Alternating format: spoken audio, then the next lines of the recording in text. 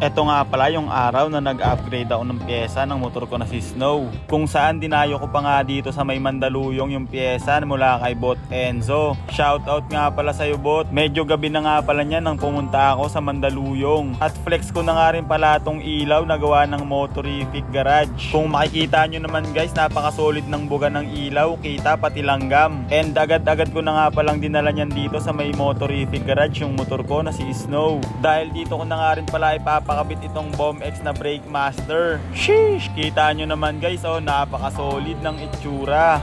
Ito yung kaliwang brake lever.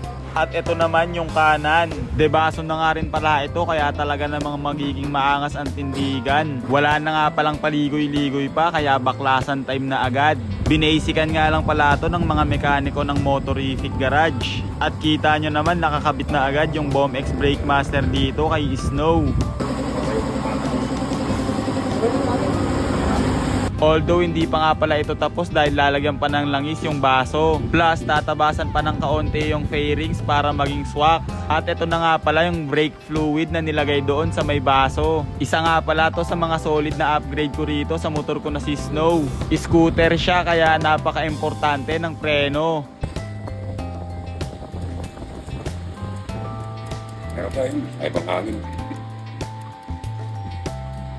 Ganito na nga pala yung itsura niya, oh. Sheesh, napakaangas. Tinabasan na nga rin pala nito yung fairings ni Snow para maging swak sa may brake lever.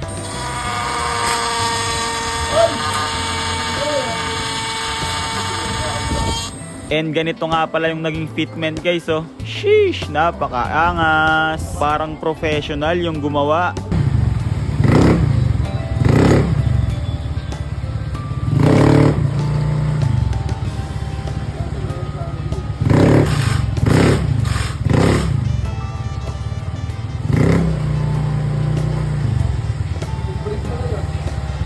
Siyempre, dinrive test na muna ng mekaniko para siguradong safe yung pagkakagawa.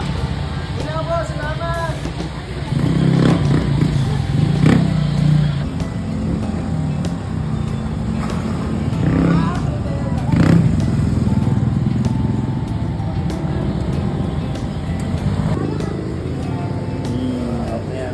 Thank you. Ay, gapaw. Kuya, thank you. Nakipag-fist bump na nga pala ako niyan guys sa mga mekaniko ng Motorific Garage pagkatapos. Shoutout sa inyo mga bossing. Napaka-solid ng pagkaka-fitment nyo rito sa Brake Master ni Snow. At syempre after nun nag-grocery na ako para ma-testing agad yung Brake Master. Syempre bibigyan na nga rin pala natin to si Snow ng isang napakalupit na montage.